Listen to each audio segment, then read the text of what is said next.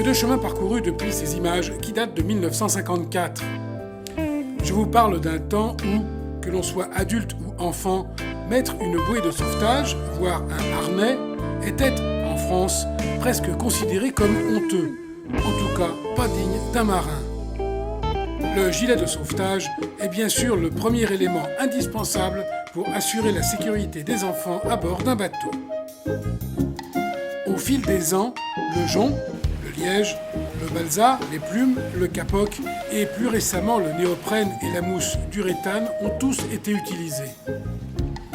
Il est vrai que les gilets ou ceintures de sauvetage s'avéraient inconfortables et peu pratiques.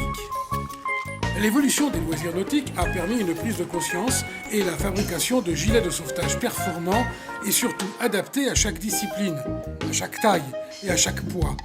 Et à l'inverse des années 50, il serait incongru aujourd'hui de voir un jeune enfant sans cet accessoire indispensable à sa sécurité. Il existe aujourd'hui toute une série de gilets parfaitement adaptés aux loisirs nautiques et à la croisière. Les gilets en pain de mousse sont particulièrement adaptés aux jeunes enfants. Leur conception tient compte de leur morphologie et de leur centre de gravité. Chez un jeune enfant, la tête est plus lourde en proportion que chez un adulte.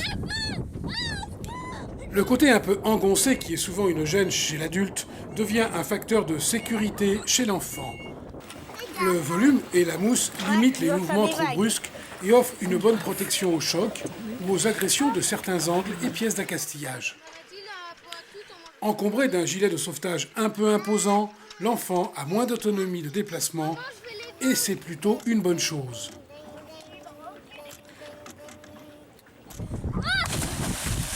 L'utilisation d'un gilet gonflable n'est envisageable qu'à partir d'environ 9 ans et pour des enfants qui savent déjà bien nager. Ces gilets disposent d'un système de gonflage à pastilles de sel. Le temps de réaction est quasi instantané entre le moment où l'homme tombe à l'eau et le début du gonflage du gilet. Voilà, on voit sur cette démonstration qu'il s'est passé moins d'une seconde entre la chute à la mer et la percussion de la bouteille.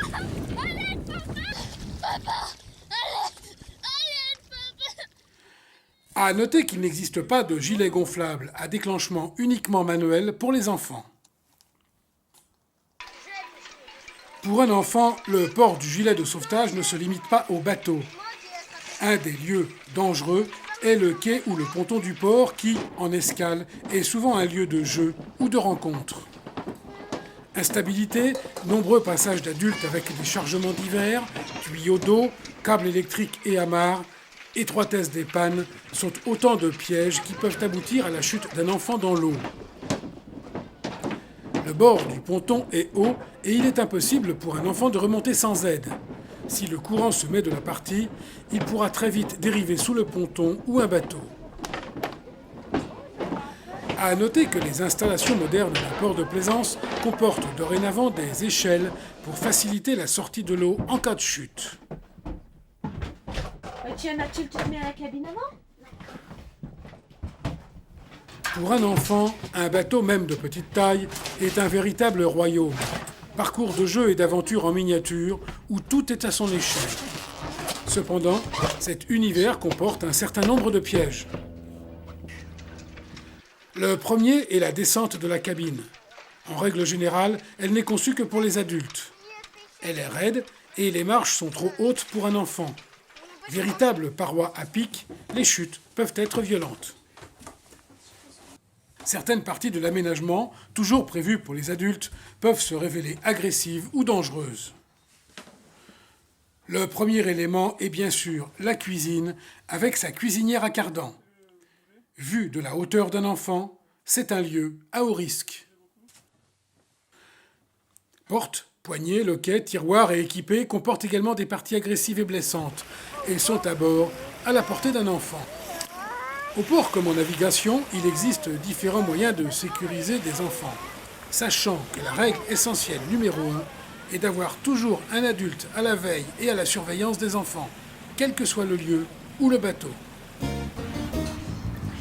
Avec des tout petits à bord, il est possible de mettre tout autour du bateau des filets de protection placés sur les filières et chandeliers. Cette installation permet d'éviter que l'enfant glisse à l'eau entre les filières. En fonction de l'âge de l'enfant, il existe également des harnais de sécurité très efficaces. Sinon, au minimum, un boot permettra de limiter son déplacement et son rayon d'action. Il est à noter que sur un bateau, le cockpit reste un parc naturel bien délimité. Attention cependant aux voiliers dernière génération, où ceux-ci sont entièrement ouverts sur la mer. Danger. Lorsque l'enfant devient plus grand, il possède une autonomie qui le rend vulnérable aux événements, d'autant qu'il désire de plus en plus aider aux manœuvres et à la navigation. Chaque action possède son lot de moments dangereux ou agressifs.